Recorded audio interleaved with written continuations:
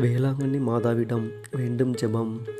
அம்மா வேளாங்கண்ணி தாயே, இந்த புதிய தமிழ் மாதத்தில் எங்கள் குடும்பத்தையும் எங்களையும் உமது அன்பு கரங்களில் ஒப்புக்கொடுக்கிறோம்.